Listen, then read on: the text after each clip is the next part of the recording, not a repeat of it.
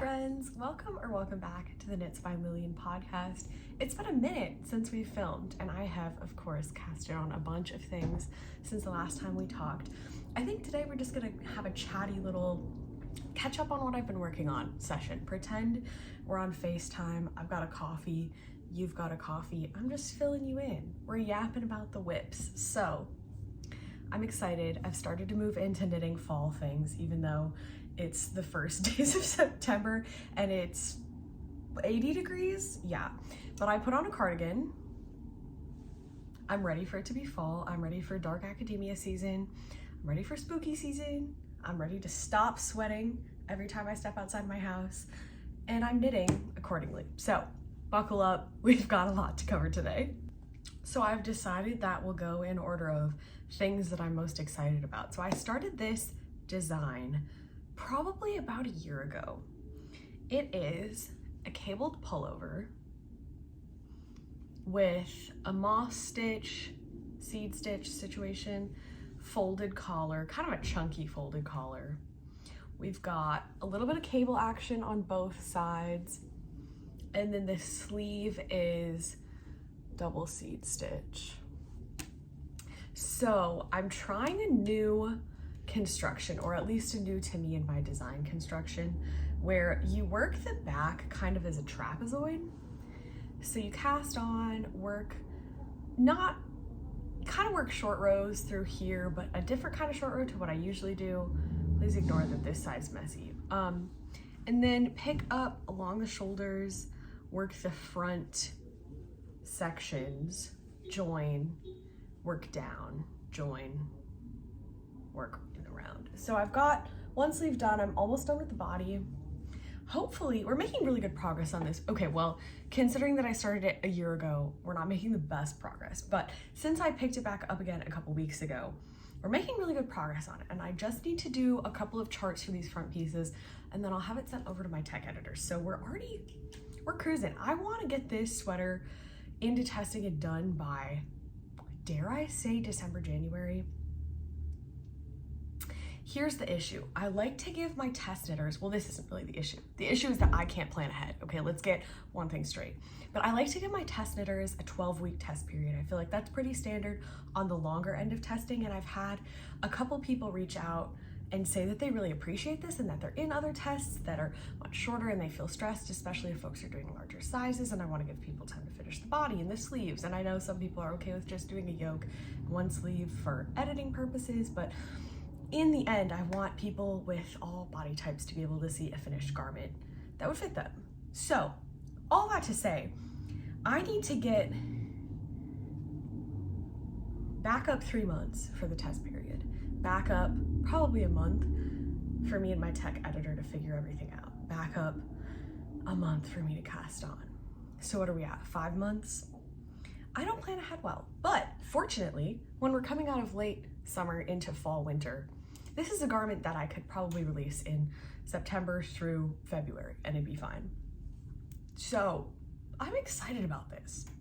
Let me show you one of my favorite yarns ever. Okay, so this is Juniper Moon Farm Patagonia Organic Merino. Okay, look at that color. I feel like this color is very true to form. I posted it on my Instagram a couple days ago, and it was a little bit more like yellow tinged than it is in real life. We're holding her with Surrey Stratus. So it's a mohair, but it's alpaca, Surrey alpaca, which I prefer. So it's 68% Surrey alpaca, 32% nylon. So it basically is the same weight as like a silk mohair, maybe a tad thicker, but these two together are making such a nice combination. So I think this is supposed to be a sport weight, maybe a DK. I'm doing 4.5 millimeter needles, and we're at right about an 18 stitch gauge. So it's Aran worsted, probably worsted. But I really like how this is turning out, and I didn't want the cables to be too thick. So this is kind of inspired by my October turtleneck. So a couple years ago, it was one of the first patterns I released actually. It's this big, oversized roll neck turtleneck, and it's got only a cable motif on the shoulder plackets, except it's so oversized that the drop shoulder, it kind of falls over here. So I wanted to do something akin to that, but a little bit more sophisticated. I don't know, I feel like I would wear this to like a nice restaurant. Sorry, I'm checking my watch because I can't not be a slave to technology. It's just my neighbors talking about how they're going to see Twilight, the movie, so slay. But I really like how this is turning out, and I was gonna do a diamond cable here and then match the seed stitch to, I did different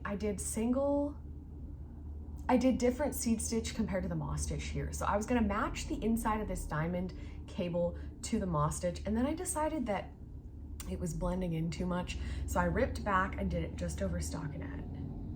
But I really like this, and the double collar, I feel like this is giving like deep winter autumn vibes. So I am excited about this guy. I think these yarns are working really well together. I meant to say, this yarn, if you've not used Juniper Moon Farms, I would really highly recommend this. I knitted a sweater a couple years ago they have like a burnt orange shade, which I love. I am a burnt orange girly, like through and through. And I started it like in the throes of the pandemic, let's say like heavy 2020, right? And I got it because I was just venturing out to my local yarn shop for the first time. And I was a college student, or I was just entering my first job where I wasn't paid well, something in there. I think I was working, but I wasn't gonna pay much. Anyway, it's a really good deal. So this is, I think, $15 a skein, but it is 382 yards. So you can get a sweater out of 3 of these bad boys. If it's cropped, if you're on the smaller size range, maybe 4 if you're knitting a sweater for like somebody who's taller, you want more sleeve action. But I really like this, and it's up so well. As far as like woolly feeling sweaters go, it's a really good combination of being warm but not too scratchy, if you get my gist. So these two together, I love. I went through a phase back in the spring where I bought a bunch of, would you call this grayish? I didn't know that was a word, but then somebody was like, oh, everything you're wearing is grayish. So I have a lot of things that are this color, specifically also the Blue Sky Fibers driftwood shade. I have it in like 3 of their fibers. I'm working on a whip that I've had going for like 8 months that's driftwood. I think the beachside cardigan that I did with the mock cable from Blue Sky, driftwood. So hopefully this looks good on my skin tone, because we're about to have a lot of sweaters in this. But stay tuned for updates on this sweater. I'll hopefully have a test call out in the next couple months. Let's go with that. Because I don't want to rush, and I have a full-time job that is very stressful at a lot of times. And so I don't want to divert attention from one test knit because I'm trying to do 2 at a time. And I already feel bad for not responding in the group chat when I'm on call. So anyway, I am so thrilled about this pattern, and I've had this vision in my mind for a year. And so I'm really excited to see it coming to fruition. Slay. Okay, so taking a step back toward end of summer knits. This is the Oslo pullover by Petite Knit. And this color is showing up terribly. OMG. Okay, well, let's see if we can. It's a multicolor blue, pink, purple, kind of sunset over the ocean-esque colorway. This is what we're working with. And I apologize because I totally forgot the name of this yarn. I will put it in the description because I know I have it somewhere. Also, it really matches my nails. Wow, that's fun. Get the blue in there. Yeah, okay. Yeah, I went to get my nails done because I got my nails done for the first time in like a year. And then I went back to have them take off the gel polish because last year I just ripped it off myself. And then, you know, it peels off a layer of your nail. We don't want that. And they were like, oh, since you're back, like, can we do your nails again? And the girly pops got me. I was like, okay, you guys have a vision, do whatever you want. And then we ended up with multicolor French tips. Hello, artistes. Okay, so I'm holding this this is Barocco Vintage DK. I just already had this in stash. It isn't quite the same gauge, I will be perfectly honest, but when you're knitting stockinette, you can't really tell. So I really like how this is turning out. I'm kind of sad because I feel like it's not showing up well on camera, but the stripes are very fun. In classic petite knit fashion, it's a very classic, wearable, everyday design. And this, to me, screams end of summer. August, early September, when it's first starting to be chilly, but you kind of still want to wear a light color because it's not hot. OMG, there's such a big wasp outside my window right now.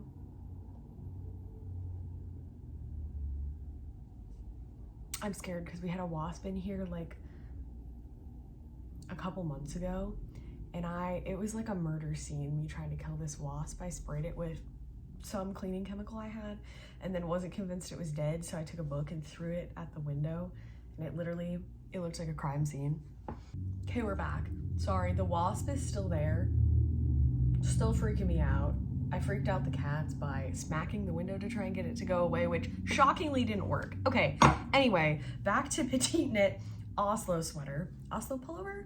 I saw on Instagram, I think her handle is Scandy Stitches, but someone did like a project vlog on Instagram of them doing a red and white striped version of this, and I loved it. I thought that looked so chic. So I was like, well, I must cast that on. And I had this yarn in stash already, and I didn't have, I think this was like 600 or 700 yards, so not enough to do a whole sweater unless I held it with like 3 other things. So I knew I wanted to do some kind of color work. I was talking about doing a lobster sweater with this, and then I dove into subcharting for that and decided that I thought the multicolor was going to be too much, because I feel like if you do, there's some, sorry, my nose is so itchy. Allergy season is just never ending. There are some sections of this that are pretty white or cream, like you can see a couple strands there and there. And so my thought was that if I did pieces that were thin in tarja or in color work of like lobster claws or legs or something, it would look like part of it was missing because a few of it, the stitches were just going to be in white. And I didn't want to go through and like cut out the white and try to like graft it. It was too much. So I still want to do a lobster sweater. That might be a next summer thing, but I think we're going to go with a more classic, like solid red, solid blue situation there. So here's what we're at. I've done it true to pattern, except I'm attempting to do a split hem. So I just got to the bottom here to do a split hem. I thought it would be fun. I don't really have any sweaters with a split hem that I've made, but I have a couple that I've purchased that have a split hem that I wear all the time, and I think it looks kind of cool. So the stripes continue into the ribbing here, which is fun. I've never really done that. Gotten back into doing good quality Italian bind-offs, which I hate, but now have grown to tolerate. So I think I'm gonna continue the stripes into the ribbing and then just split it. I think this is my plan. If it doesn't work, we'll rip it out. Oh well. I did actually, as soon as I said I did it true to pattern, I realized I didn't. Across the body, under the arm, I did a couple of decreases just because I feel like the way that I like pullovers to fit me, I prefer a little bit of decrease in and then the ribbing, especially since I want to do a split hem. I think it won't pull the bottom in as much as like a regular attached hem would. So that's my thought process there. We'll see. Hopefully I'll have this done pretty soon. I whipped this out pretty quick. It's just stockinette. It's on 4mm needles. So she's quick. I really liked this. Of course, petite knit has great patterns. So it seems kind of wide though. We'll see. We'll see. But this yarn is so pretty and I have some left. So I'm trying to think mittens, colorwork mittens, a little tiny scarf action, hair scarf, mittens. colorwork mittens. Okay, moving on. Okay, so my last full sweater whip at the moment is a test knit for Ellie's Knitwear on Instagram. I'll link all of their stuff below. It's an all over colorwork pullover. So I'm trying to show you just a little bit of it. I'll see if I can insert a picture, but it's gonna be, I'm just barely getting it started. It's gonna be an all over colorwork situation. So I'm excited because it's the first bottom up sweater that I've steeked. I've steeked before, but not this intentionally, let's say. So you start at the bottom with the ribbing, work the color work up in very traditional like Scandinavian, Norwegian sweater style, work up to here, work up to the shoulders, shape your shoulders, do everything, come back, reinforce along the armhole, and then steek. So I'm really excited to see how that goes. This is Drops Lima, which I've actually never used before, but I'm really liking it. This is their off-white, it's called like Cloud or Sand or something. And then this one is, I don't know what it's called, but it's like the charcoal gray. So I really like the charcoal gray of this is Blue Sky Fibers. Also, this is the Moby sweater by Petite Knit, but I kind of hacked it into a cardigan. So it's got kind of like a crosshatch panel across the back, but I had knit it as a sweater, wanted to make it a cardigan, did some shaping. I don't think I put anything on Ravelry for this actually, so that's a good reminder that I should. People have asked me about it. But this is the only thing I own that's a charcoal gray, so this is a little bit lighter, I think. So I really liked how this turned out. I knitted a sweater in this that was charcoal gray and white color work that I gave away to someone else last Christmas.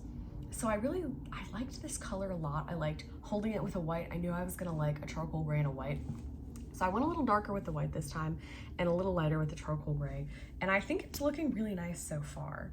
So I don't really have too much to show yet, but we'll get there. This is so clean, like the color work, the stitches. Okay, I have it on needles that are way too short and now I'm losing stitches, but the color work looks so neat. Like, are you kidding? That's so pretty. So I'm excited about this guy. I think the deadline for the test isn't until December, end of December. So I never usually knit like a Christmas sweater. I usually end up frantically gift knitting for my family and friends, and I start like December 1st or something stupid. So maybe if I do this in advance, this either could be a good gift for someone or it could be a good Christmas sweater for myself to wear. It's not very like holiday theme color, but I feel like since it's color work, that's giving like winter time, you know? Okay, so excited about this guy, but not too much to show there. I do have some yarn that I've acquired that I'm very excited about. We have Scout Kelbourne woolens. This is the light one, so I think it's Scout DK. I'm trying to see if I can show you, like, it's kind of a ginger brown. I think the color is cinnamon. Yeah, cinnamon heather. I am so excited about this. I've knitted a couple sweaters in brown, and one that I gave away, I did the Sorry Norland Lume pullover in brown, like a gingery brown, and then white for the color work accent. Loved that. Gave it to my mom for Christmas last year, but I think about that sweater like once a week, and I'm like, should I do it again? So I want to do something very autumnal with this. I've swatched so many things. I've swatched cables, I've swatched texture, and nothing has really stuck for me because I really like this color and I love how dark it is, but because it's so dark, you can't see stitch definition super well. Kind of like this, like you can see this cable here, but you can't see too much of what's going on next to it just because it's a darker color, which is fine.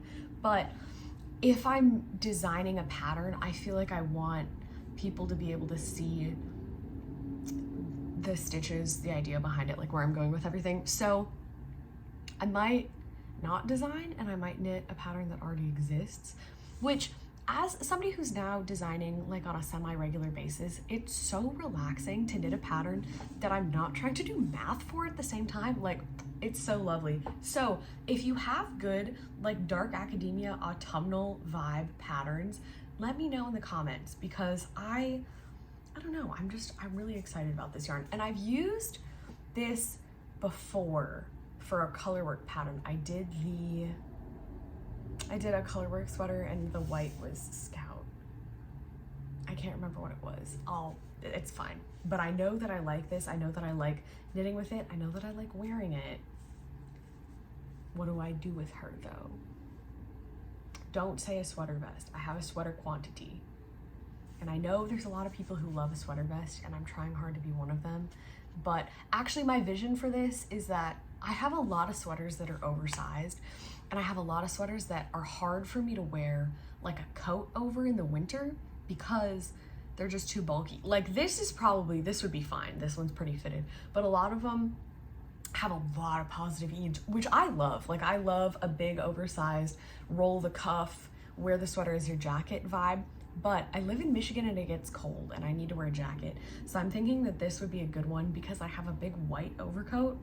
So I think the brown underneath would be really pretty. So, fitted sleeves, cable, let me know. Tell me if you have any ideas. But I think that's everything I have for us today. Checking my mental list. I think so. So thank you so much for watching. As always, you can hit subscribe, like, there's a bell so you don't miss any of my videos. Hopefully I'll post more often than I have been recently. But thank you so much for watching. I say this every time, but I had so much fun making this. It really keeps me on track and on top of what I have going in my whip pile to make these videos and kind of catalog what I want to do in the future and what I want to cast on and what I want to design. So thanks for being my virtual calendar reminder. When I start rambling, it's time to hang up. Thanks so much for watching. We'll see you next time.